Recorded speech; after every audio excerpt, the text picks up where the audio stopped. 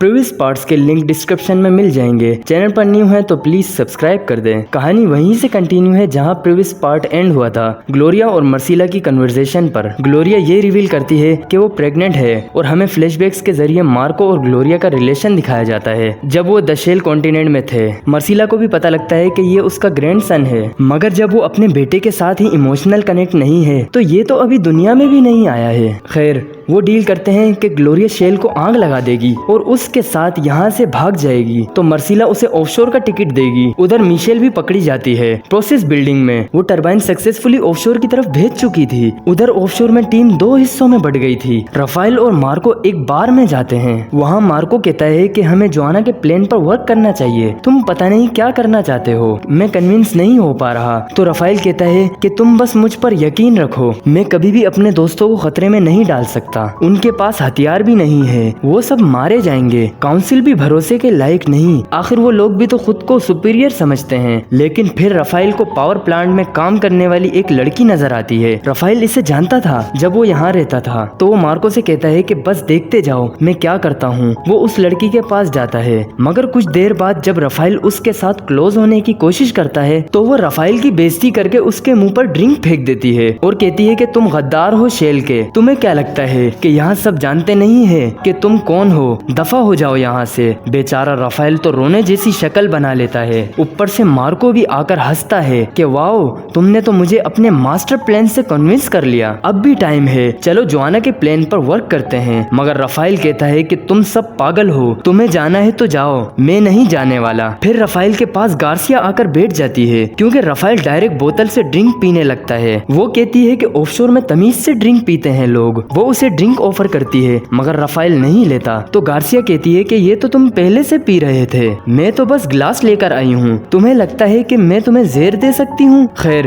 पहले मैंने कोशिश की थी तुम्हें जहर देने की, मगर अब नहीं। वो भी इमोशनल होती है और दोनों रफाइल और गार्सिया अपने अपने दुख शेयर करते हैं। दोनों की लाइफ की बैंड बजी हुई थी। गार्सिया अपने लाइफ के मुश्किल दिनों की यादें शेयर करती है कि उसे यहाँ तक पहुँचने के लिए कितने लोगों का कत्ल करना पड़ा। रफाइल भी इवाना के बारे में बताता है, उसी ने रफाइल को द कोस के बारे में समझाया था। जब रफाइल 20 साल का हुआ, वो एक बदतमीज लड़का था, अपनी माँ से लड़ता रहता था, उसे ये इंग्लैंड वाली लाइफ से नफरत थी, मगर फिर इवाना को कत्ल किया और आज तक उसे रिग्रेट होता है। अब गार्सिया भी इमोशनल थी, दोनों एक ही कश्ती के सवार थे। गार्सिया उसे अपने रूम में ले जाती है और दोनों इंटीमेट होते हैं। फिर जब गार्सिया सो रही थी तो रफाइल मौका देखकर उसकी रिंग निकाल लेता है, वही एसएस है सिक्योरिटी इंचार्ज का।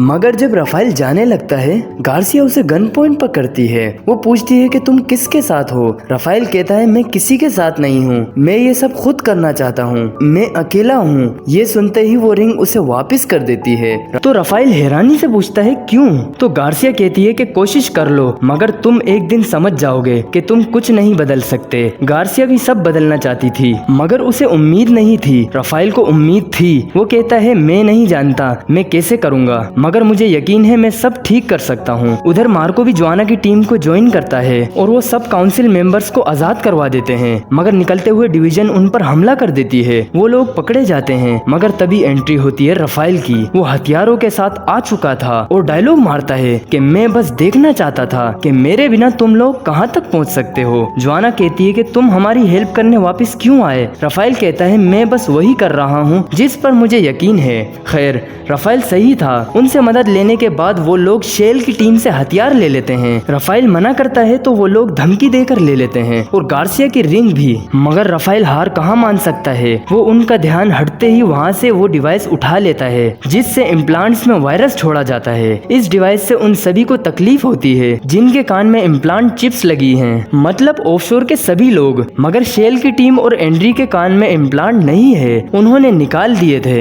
ये तो अकेले ही काफी है ऑफशोर खत्म करने के लिए, बाकी टीम तो जैसे टाइम पास करने के लिए आई है। उधर ग्लोरिया भी मर्सिला के कहने पर शेल को आग लगा देती है। मर्सिला का कहना था कि ये तुम्हारा लास्ट टास्क है प्रोसेस में, समझो इसके बाद तुम्हें ऑफशोर के लिए सिलेक्ट कर लिया जाएगा। और फिर वो दोनों प्रोसेस बिल्डिंग में चले जाते हैं। वहाँ एंड्री को पता लगता है शेल के प्लान के बारे में कि वो ऑफशोर में ईएमपी ब्लास्ट करने गए हैं। मासूम दिखने वाले कितने खतरनाक हैं ऑफशोर के लिए, इनको पता ही नहीं लगा। अब काउंसिल कहती है एंड्री से कि तुम प्रोसेस फौरन रोक दो और वापस ऑफशोर आ जाओ, कंट्रोल कंट्रोल मर्सीला को देकर। मगर एंड्री काउंसिल को भी बता देता है कि तुम लोग क्या समझते हो, वो लोग नेगोशिएशंस के लिए गए हैं। तुम्हारी नाक के नीचे से वो लोग ऑफशोर खत्म करने वाले हैं। अब या तो तुम मेरे खिलाफ जाकर ऑफशोर को मरते हुए देखो या मेरा साथ दो। उधर मर्सीला ने भी ग्लोरिया को धोखा दिया कि तुम तो जा सकती हो ऑफशोर, मगर इस बच्चे को जन्म देने के बाद, और बच्चा यहीं रहेगा, सिर्फ तुम जाओगी ऑफशोर, और बच्चा 20 साल का होने के बाद प्रोसेस के जरिए ही जाएगा ऑफशोर, और ये मेरा पोता है, जरूर कामयाब होगा। हाँ, जैसे मार्को हो गया। चलो छोड़ो, इनका आपस का मसला है, मगर ग्लोरिया को अब तो सबक मिल गया होगा।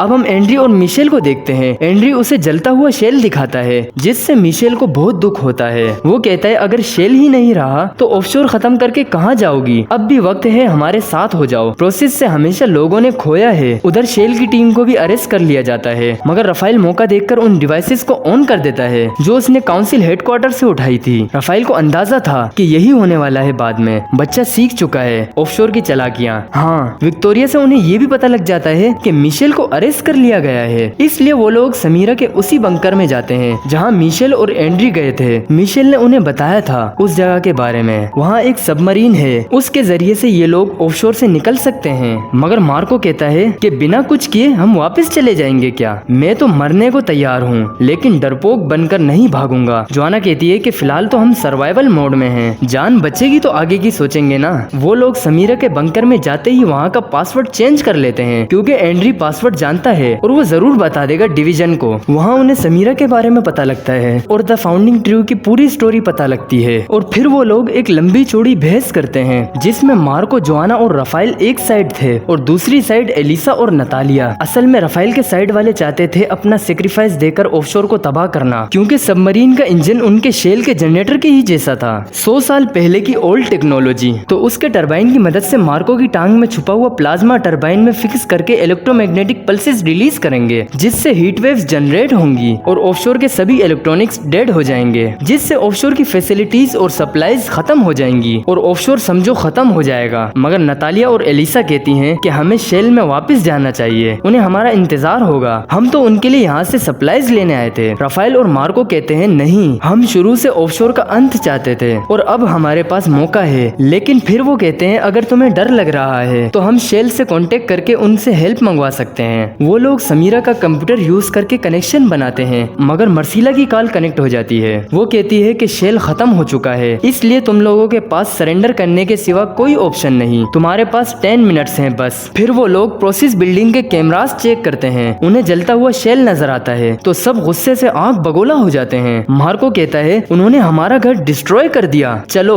उनका घर भी डिस्ट्रॉय कर देते हैं। और अब ये देखकर तो एलिसा और नतालिया भी एग्री हो जाते हैं। अब रफाइल ही था जो मैकेनिकल वर्किंग जानता था, वो टरबाइन को बहुत मुश्किल से सक्सेसफुली प्लाज्मा के साथ अटैच कर देता है। वो खुशी से चिल्लाता है और सब भी खुशी से चिल्लाते हैं कि हमने कर दिखाया।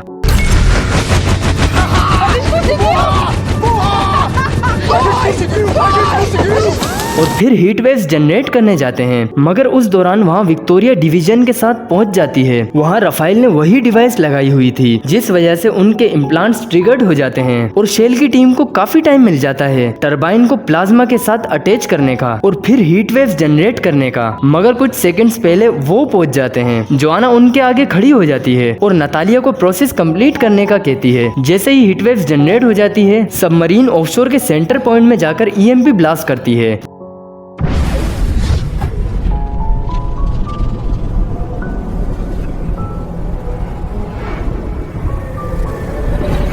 जिससे इलेक्ट्रोमैग्नेटिक पल्सेस रिलीज होती हैं और ऑफशोर के इलेक्ट्रिसिटी सोर्सेज डेड हो जाते हैं। Lights, cameras, drones, connections, rings सब खत्म। अब कोई किसी से कांटेक्ट भी नहीं कर पाता और शेल की टीम जोर जोर से हंसती है अपनी जीत का जश्न मनाते हुए।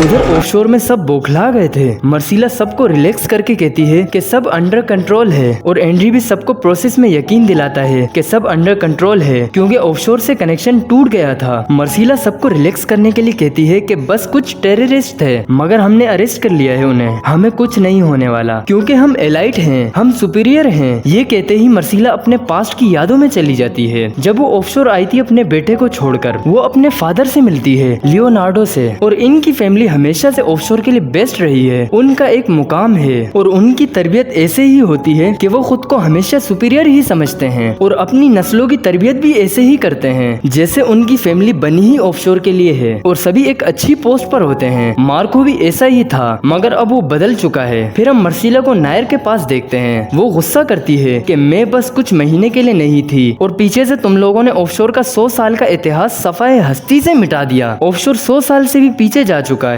नायर कहती है हमें एंड्री ने कैद किया हुआ था, हम क्या करते, सब उसकी बेवकूफी की वजह से हुआ। कमांडर अब आप क्या चाहती हैं, हम क्या करें, हुक्म करें कमांडर। उधर विक्टोरिया भी शेल की टीम को अरेस्ट करके नायर और मर्सिला के पास ले जा रही थी। रास्ते में सभी ऑफशोर को ताने मारते हुए जा रहे थे कि एंड्री और मर्सिला की शक्ल देखने वाली होगी और ऑफशोर के वो इडियट्स जो खुद को कुछ समझते हैं। राफेल कहता है मैं तो ये सोच रहा हूँ कि बिना टेक्नोलॉजी के ऑफशोर वाले तो अंडा तक फ्राई नहीं कर सकते, ना दांत ब्रश कर सकते हैं बिना एडवांस टेक्नोलॉजी के। अरे उन्हें तो अब ठंडे पानी से ही नहाना पड़ेगा। मार्को टोपी कराकर भाग जाता है मगर विक्टोरिया कहती है कि जाने दो, वो अकेले सरवाइव कर ले, यही बड़ी बात है। उधर प्रोसेस बिल्डिंग में भी जेवियर और उसके साथियों को जो प्रोसेस के कुछ राउंड्स पास कर चुके हैं उन्हें पता लग जाता है कि ऑफशोर में इलेक्ट्रोमैग्नेटिक पल्सेस रिलीज हुए हैं जिस वजह से ऑफशोर डिस्ट्रॉय हो चुका है। उधर मार्को अपने नाना के घर पहुंच गया था। पहले तो उनके बीच हल्का सा आर्गुमेंट होता है मगर फिर नाना जान के साथ मार्को साहब खाना बनाने में हेल्प करने लगते हैं और फिर बैठकर मजेदार खाना खाते हैं। फिर हम ऑफशोर में हंगामा देखते हैं। विक्टोरिया वहाँ शेल की टीम को ले आती है। राफेल तो उन्हें देखते ही कहता है वो देखो ऑफशोर के वो लोग जो अब कभी भी अपने टेक्निकल ब्रुश से दांत ब्रुश नहीं कर सकेंगे। जोआना कहती है अब बस भी करो राफेल, इतना भी ना हंसो, और वो खुद हंसने लगती है। एलिसा कहती है नहीं, हमने ऐसा नहीं चाहा था, देखो हमने क्या कर दिया। राफेल कहता है हमने बस इलेक्ट्रोमैग्नेटिक पल्सेस रिलीज किए हैं, कोई न्यूक्लियर बॉम्ब तो नहीं मारा। एलिसा बताती है कि देखो हीट वेव्स की वजह से पावर प्लांट ब्लास्ट हो गया और अब सेक्शन 3 के सभी टर्बाइंस में आग लग गई है जिससे रेडिएशन लीकेज हो रहा है। मर्सिला को पता लगता है कि मार्को भाग गया है तो वो सीधा अपने बाप लियोनार्डो के पास आती है। ये देख करके मार्को और लियोनार्डो बैठकर आराम से खाना एंजॉय कर रहे हैं। वो अपने फादर को समझाने की कोशिश करती है कि मार्को ने ऑफशोर के साथ क्या कर दिया और आप बैठकर खाना एंजॉय कर रहे हैं, मगर वो मर्सिला को इग्नोर करके कहते हैं आओ बैठो हमारे साथ खाना खाओ। मार्को कहता है क्या पता फिर ये कब नसीब हो, पहली बार पूरी फैमिली आज एक साथ है। मर्सिला से मार्को को पता लगता है उसके दूसरे बच्चे के बारे में और ग्लोरिया की प्रेगनेंसी के बारे में, मगर वो कहता है कि बेहतर यही है कि मेरे बच्चे ये ना याद रखें कि हम किस फैमिली से हैं। हम कभी भी अच्छे पेरेंट्स नहीं थे, हमने जो कुछ भी किया वो सब गलत था। मैं यहीं रहूंगा, यहीं मरूंगा और आपको जाना है तो जाओ। मर्सिला बहुत कहती है अपने बाप को और बेटे को कि मेरे साथ सबमरीन में चलो, यहाँ से निकलो, मगर दोनों ढीठ बनकर बैठे थे, वो यहीं मरना चाहते थे। मर्सिला कहती है हम एक साथ हैं, हम फैमिली हैं, हम जहाँ रहेंगे साथ रहेंगे, चाहे इंग्लैंड ही क्यों ना हो। मगर वो कहते हैं हमें मार दो भले, हम नहीं जाएंगे, हम पैदा ही ऑफशोर के लिए हुए थे, ये हमारी डेस्टिनी है, मगर हमारी नस्ल अब फैमिली के नाम पर कभी भी अपनों से दूर नहीं जाएगी। फिर मार्को बीच पर जाता है, सुकून महसूस करता है जिसके लिए उसने इतने सेक्रीफाइस दिए। वो खांसने लगता है, उसकी खांसी में ब्लड आ रहा था रेडिएशंस की वजह से। वो लोग जो ऑफशोर में ही रहना चाहते थे वो सभी मर जाते हैं। काउंसिल हेड नायर, मर्सिला का बाप लियोनार्डो और मार्को भी मर गए और हम उदासी वाले बैकग्राउंड म्यूजिक के साथ मार्को की लाश और तबाह हुए ऑफशोर का नजारा देखते हैं। मार्को की जिंदगी की सभी यादों को देखते हुए मार्को अपना दम तोड़ देता है।